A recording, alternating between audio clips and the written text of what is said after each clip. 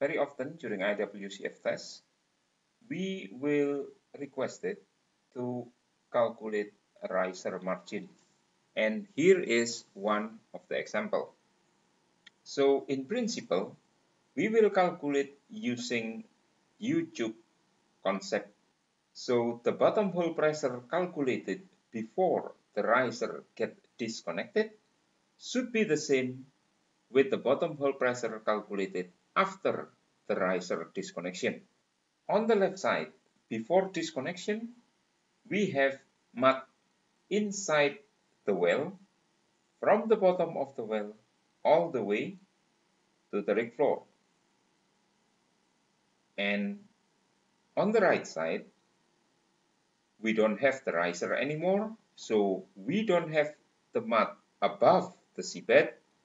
Our mud is stopped at the seabed. It is replaced by seawater, and below the seabed, inside our well, we have higher mud weight to compensate the loss of mud hydrostatic above the seawater.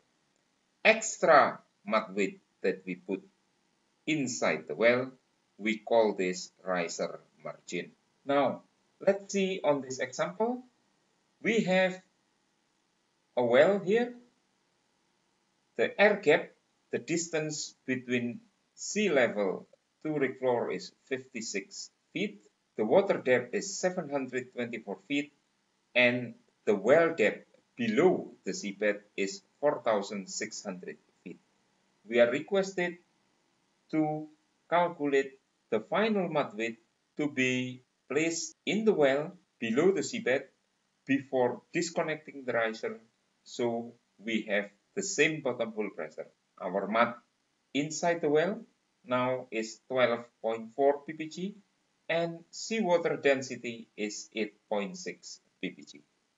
Using U-tube principle, we will calculate the bottom hole pressure on the left side of the U-tube before disconnecting the riser, and we will find mud weight we're going to put inside the well before disconnection.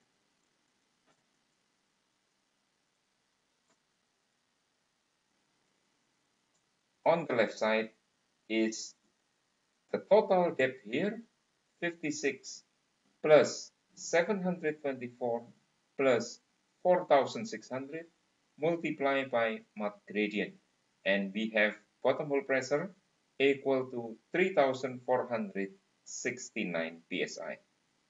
Now, on the right side, we supposed to have the same thing after riser disconnection.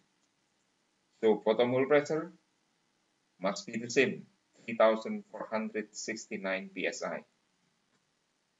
But above the seabed, we only have seawater, and our seawater at 724 feet water depth will produce only 324 psi. The mud inside the well below the seabed must be able to produce the remaining hydrostatic to have 3,469 psi at the bottom hole, and therefore we need to produce 3,145 psi all along this section. We can calculate the mud weight required inside this section, and we find that mud weight required is 3,145 psi that we need divided by 0.052 divided by the vertical height from the seabed to the well PVD.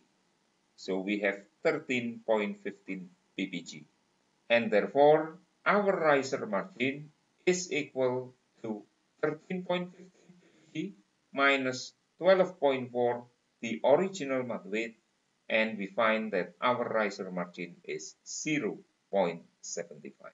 If we are using IRDC formula sheet, we can find in formula number 23 of IRDC formula sheet, riser margin is equal to riser mud hydrostatic minus seawater hydrostatic divided by 0.052 and then divided again by vertical well depth below the seabed.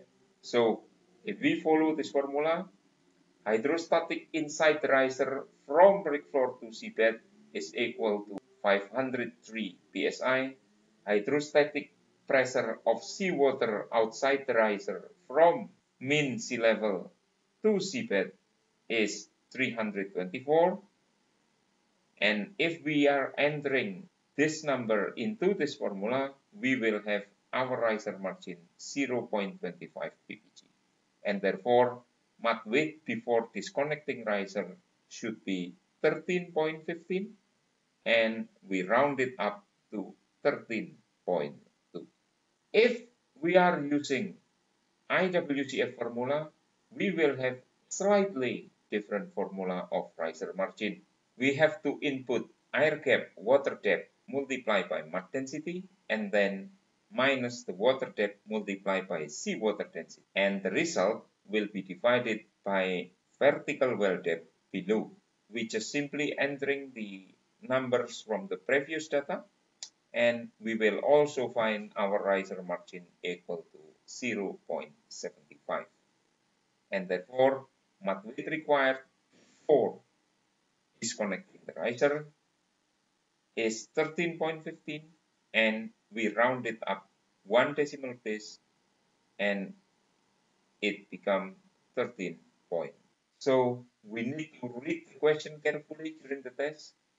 If the question is about riser margin, what is riser margin? The answer is 0.75.